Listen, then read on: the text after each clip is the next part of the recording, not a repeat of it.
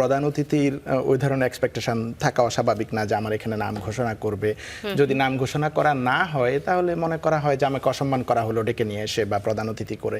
ফেসিবাদের যেসব টুল তারা বিএনপি এবং জামাতের এগেইনস্টে ইউজ করেছে, সেটা বিএনপি বা জামাত কারোরই সেটা আবার ইউজ করা উচিত, এটা করা উচিত না। নীলফামারী ডোমারে স্বাধীনতা দিবসের অনুষ্ঠানকে কেন্দ্র করে প্রধান অতিথি হিসেবে জামাত ইসলামের এমপির নাম ঘোষণা না করাকে কেন্দ্র করে বিএনপি ও জামাতের নেতাকর্মীদের মধ্যে এক ধরনের উত্তেজনা সৃষ্টি হয়। এক পর্যায়ে অনুষ্ঠান বর্জন করেন নীলফামারী 1 আসনের সংসদ সদস্য মাওলানা আব্দুস সাত্তার।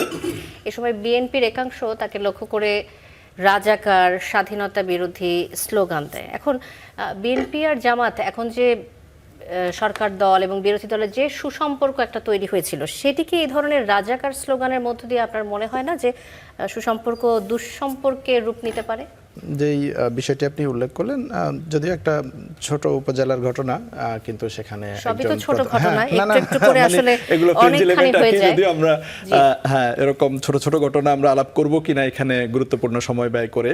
তো এখানে যেটা হচ্ছে যে মানুষের হয় কি একটা এক্সপেকটেশন থাকে, যেটা ভাইও বললেন যে ওখানে বিএনপির যে নেতারা গিয়েছিলেন তাদের এক্সপেকটেশন ছিল যে এখানে জিয়াউর রহমানের নাম বলা হবে, কিন্তু যখনই তারা দেখছেন যে হচ্ছে না, তখন তারা সেখানে তাদের মধ্যে একটা তাদের ওই যে প্রত্যাশার জায়গাটায় একটা ঘাটতি তৈরি হয়েছে, মনে হয়েছে যে রেসপেক্ট দেখানো হয় নাই।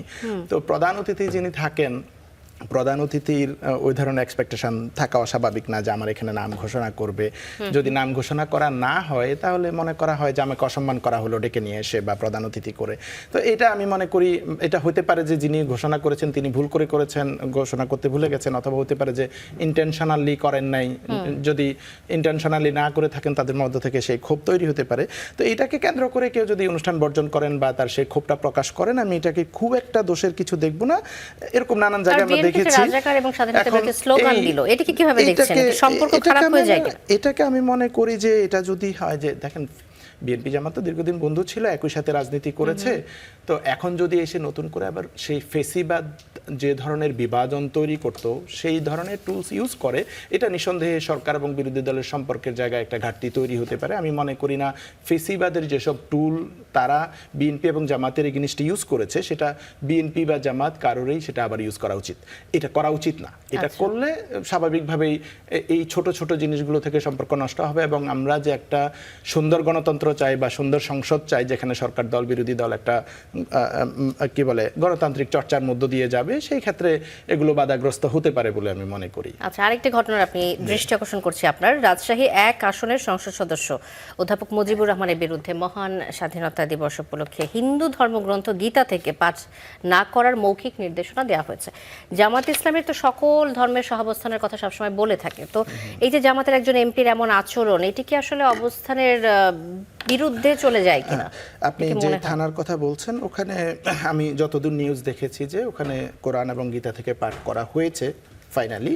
তবে এ কথাটাও নিউজে এসেছে যে উনি মৌখিকভাবে ইউনোকে নিষেধ করেছিলেন এরকম। উনি সেখানে রেফারেন্স দিয়েছেন যে জাতীয় সংসদে যে এবারের অধিবেশন শুরু হয়েছে সেখানে কোরআন তেলাওয়াত দিয়ে শুরু হয়েছে, এবং আমাদের যেহেতু রাষ্ট্রধর্ম ইসলাম, কোরআন তেলাওয়াত দিয়ে শুরু করার এক এক সরকার আসলে এক এক রকম তাদের পলিসি থাকে এরকম। কিন্তু কোনো আইন আছে কিনা আমি জানি না যে ধরেন বিভিন্ন ধর্মগ্রন্থ থেকে পাঠ করতে হবে বা একটার পর একটা মাল্টিপল ধর্মগ্রন্থ থেকে পাঠ করতে হবে, এটা কোনো আইন আছে কিনা আমি জানি না, বা এই ধরনের নির্দেশনার মাধ্যমে কোনো আইন লঙ্ঘন হয়েছে কিনা সেটাও আমি জানি না। যদি আইন লঙ্ঘন হয়ে থাকে তাহলে নিঃসন্দেহে এটা নিয়ে কথা বলবার আছে। আদারওয়াইজ আমি অ্যাগেইন ওই যে ফ্রেঞ্জ এলিমেন্ট আর কি, যে এগুলো খুব একটা গুরুত্বপূর্ণ ইস্যুজ না যে এটার মধ্য দিয়ে আমাদের কোনো ধরনের সাম্প্রদায়িক সম্প্রীতি নষ্ট হয়ে যাচ্ছে বা এরকম কিছু হয়ে যাচ্ছে।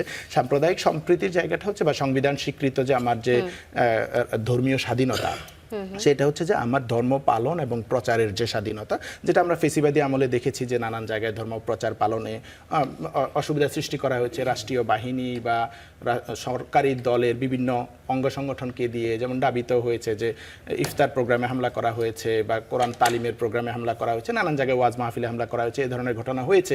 ধর্মীয় স্বাধীনতায় হস্তক্ষেপ করা হয়েছে। আমি আশা করব এই সরকারের আমলে এই ধরনের কোনো ধর্মের ধর্মীয় স্বাধীনতায় হস্তক্ষেপ হবে না, সেটা যে ধর্মের মানুষজনই হোক। আমি মনে করি না সেটা হয়েছে, এবং আমি আশা করি বিএনপি সরকার সেটা করবে না, কারণ আমরা ফেসিবাদী সময় দেখে এসেছি, বিএনপিও সেগুলো দেখে এসেছে। সো আমি আশা করি বিএনপি সরকার এটা করবে না। সো এইটাতে ধর্মীয় স্বাধীনতার লঙ্ঘন হয়েছে এটা আমি মনে করি না, কিন্তু এটা হচ্ছে একটা সৌজন্যতা। করতে পারে, যেটা করেছেও। তো সেটা আমি মনে করি না যে মেজর কোনো লঙ্ঘন হয়েছে।